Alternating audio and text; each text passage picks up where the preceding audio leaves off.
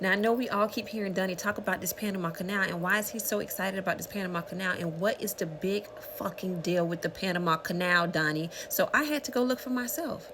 My administration will be reclaiming the Panama Canal, and we've already started doing it.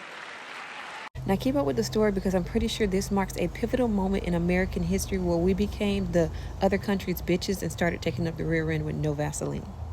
What would you do differently, Donald? I'd make our allies, forgetting about the enemies you can't talk to so easily, I'd make our allies pay their fair share.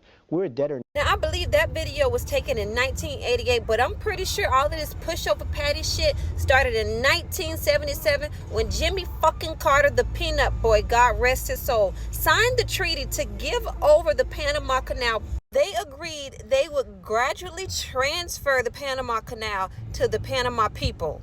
I don't know what the fuck it is with these Democrat presidents, but doesn't this sound similar to what Biden did with gradually giving all of those billions of dollars to Ukraine? What is it with these Democrats? Why do they want to give away shit from our country? A little history lesson on the Panama Canal, and why is it so significant? In 1883, the French started dredging the Panama Canal. The Panama Canal eliminates trade time. So instead of us having to go around the entire continent of South America, now we just slide straight through that bitch. You know who did that? Us. We did. So in 1883, the French started it, and they were like, wait a fucking minute. We can't complete this. We're not strong enough. We're losing too many lives. The bugs started eating their ass alive. The American people came along. They're like, wait, let us do it. We're smart. We're resilient. We know exactly how to get rid of those bugs. The Colombian people were like, nah, we good. Not happening. We're not letting that happen. Fast forward, and Panama hits up America, and they're like, hey, we'll give you that canal if y'all help us gain our independence. We like, bet, let's do it. We help them gain their independence. They give us the canal. Well, they give us the canal, and we also agreed, hey, we're gonna give you some change for letting us keep our canal here. Well, we do that. Business is booming. We pushing in. We pushing it in. We pushing it in. Well, we generating so much revenue, and the Panama people are like, wait a fucking minute now. They getting jealous because we great. We hustlers. It's in us. We ain't the same people we used to be. We 40 out of 40 right now. This Panama Canal is greatness. Shout out to the engineers that built this greatness.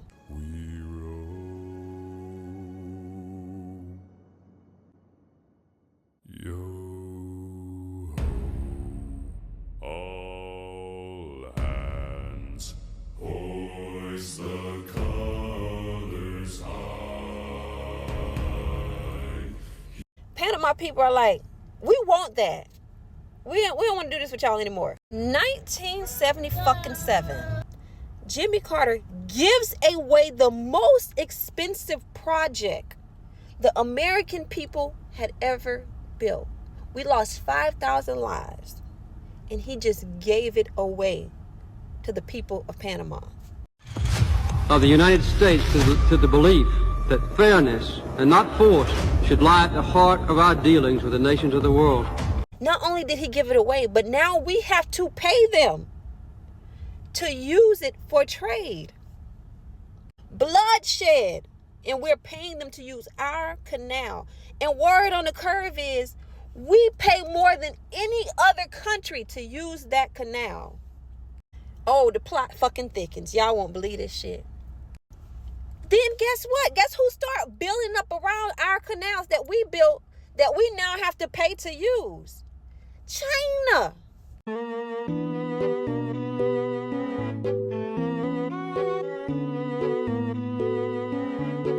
Now they're threatening our safety because they could easily block our ships off because they're building up all around. And the people of Panama are allowing them to do this. China's basically taken it over. China's at both ends of the Panama Canal. China's running the Panama Canal. Not only are they building up and fucking with our safety, but they sending in Fenty. So it ain't just your Shein orders that's coming over. They sending in Fenty. And I ain't talking about Rihanna Fenty. I'm talking about Fenty that I know done knocked about 2 or 3 people out. Well, God must have heard Trump's prayers, because guess what?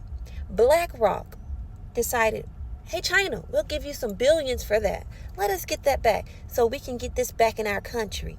And surprisingly shocking, one of the CEOs of BlackRock is not a fan of Trump.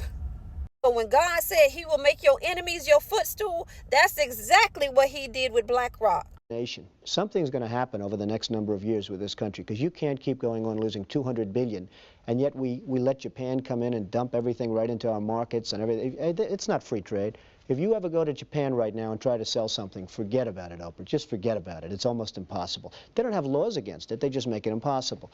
They come over here, they sell their cars, their VCRs, they knock the hell out of our companies. And hey, I have tremendous respect for the Japanese people. I mean, you can respect somebody that's beating the hell out of you, but they are beating the hell out of this country. Kuwait, they live like kings. The poorest person in Kuwait, they live like kings. And yet they're not paying. We make it possible for them to sell their oil. Why aren't they paying us 25% of what they're making? It's a joke. This sounds like